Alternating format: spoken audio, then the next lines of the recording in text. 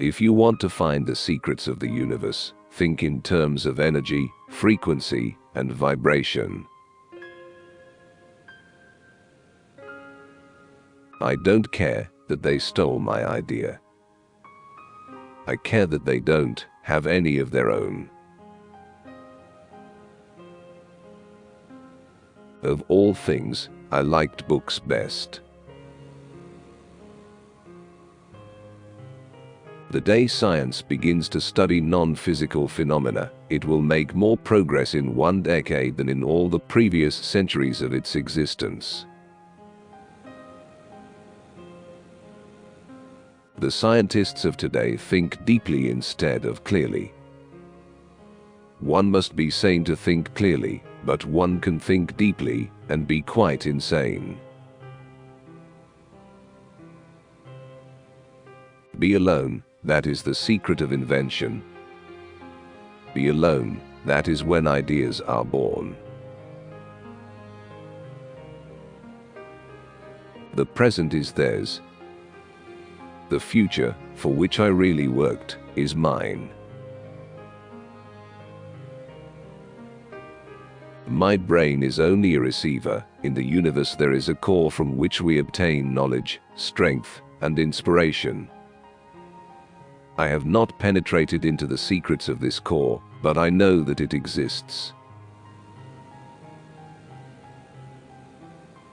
If your hate could be turned into electricity, it would light up the whole world.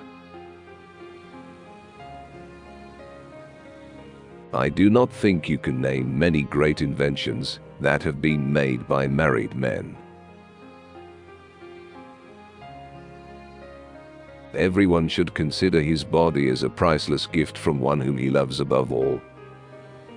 A marvelous work of art, of indescribable beauty and mystery beyond human conception, and so delicate that a word, a breath, a look, nay, a thought may injure it. I do not think there is any thrill that can go through the human heart like that felt by the inventor as he sees some creation of the brain unfolding to success. Such emotions make a man forget food, sleep, friends, love. Everything. One must be sane to think clearly, but one can think deeply and be quite insane. Our virtues and our failings are inseparable, like force and matter. When they separate, man is no more. Let the future tell the truth, and evaluate each one according to his work and accomplishments. The present is theirs. The future, for which I have really worked, is mine. All that was great in the past was ridiculed, condemned, combated, suppressed, only to emerge all the more powerfully, all the more triumphantly from the struggle. Life is and will ever remain an equation incapable of solution, but it contains certain known factors. We crave for new sensations, but soon become indifferent to them. The wonders of yesterday are today common occurrences. What one man calls God, another calls the laws of physics. If you only knew the magnificence of the 3, 6, and 9, then you would have the key to the universe. Invention is the most important product of man's creative brain. The ultimate purpose is the complete mastery of mind over the material world. The harnessing of human nature to human needs.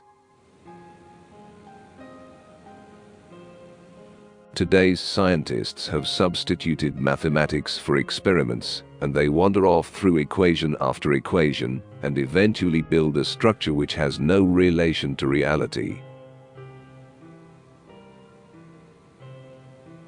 The gift of mental power comes from God, divine being, and if we concentrate our minds on that truth, we become in tune with this great power. My mother had taught me to seek all truth in the Bible. The individual is ephemeral, races and nations come and pass away, but man remains. You may live to see man-made horrors beyond your comprehension. But instinct is something which transcends knowledge.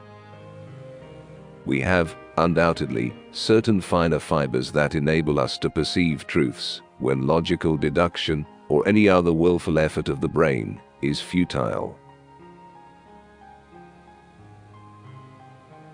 It's not the love you make. It's the love you give.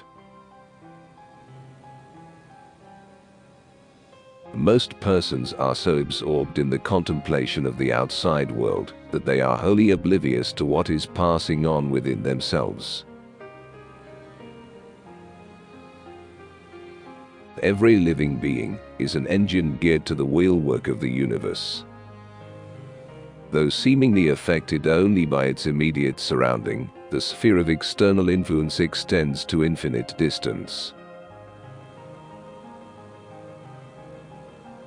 My method is different. I do not rush into actual work. When I get an idea, I start at once building it up in my imagination. I change the construction, make improvements, and operate the device entirely in my mind.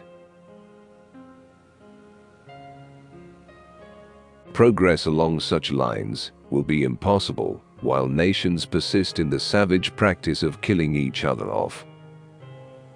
I inherited from my father an erudite man who labored hard for peace, an ineradicable hatred of war. Most certainly, some planets are not inhabited, but others are. And among these, there must exist life under all conditions and phases of development. Inventors don't have time for married life. So astounding are the facts in this connection that it would seem as though the Creator himself had electrically designed this planet. Peace can only come as a natural consequence of universal enlightenment and merging of races, and we are still far from this blissful realization. Great moments are born great opportunity. There is scarcely a subject that cannot be mathematically treated and the effects calculated or the results determined beforehand from the available theoretical and practical data.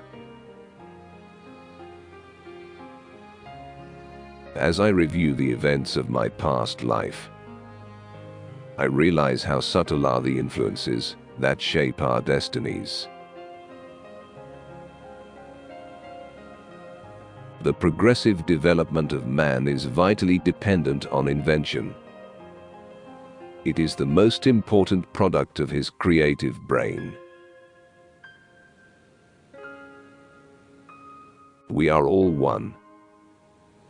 Only egos, beliefs, and fears separate us. When natural inclination develops into a passionate desire, one advances towards his goal in 7-league boots. One has to be sane to think clearly, but one can think deeply and be quite insane. Our virtues and our failings are inseparable, like force and matter. When they separate, man is no more. One's salvation could only be brought about through his own efforts. The idea of atomic energy is illusionary, but it has taken so powerful a hold on the minds that although I have preached against it for 25 years, there are still some who believe it to be realizable. Originality thrives in seclusion, free of outside influences, beating upon us to cripple the creative mind. Be alone. That is the secret of invention. Deficient observation is merely a form of ignorance, and responsible for the many morbid notions and foolish ideas prevailing. Genius is its own passport, and has always been ready to change habitats until the natural one is found.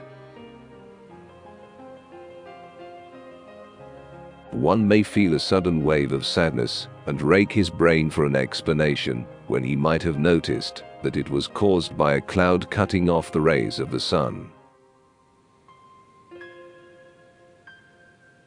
Science is but a perversion of itself, unless it has as its ultimate goal the betterment of humanity. To know each other we must reach beyond the sphere of our sense perceptions. My belief is firm in a law of compensation. The true rewards are ever in proportion to the labor and sacrifices made. The hard work of the future will be pushing buttons. These are only new devices for putting the weak at the mercy of the strong. The by far greater number of human beings are never aware of what is passing around and within them, and millions fall victims of disease and die prematurely just on this account. Merciless is the law of nature, and rapidly and irresistibly we are drawn to our doom. Antisocial behavior is a trait of intelligence in a world full of conformists. Marconi is a good fellow. Let him continue. He is using 17 of my patents. Of all the frictional resistances, the one that most retards human movement is ignorance. It will soon be possible to transmit wireless messages around the world, so simply that any individual can carry and operate his own apparatus.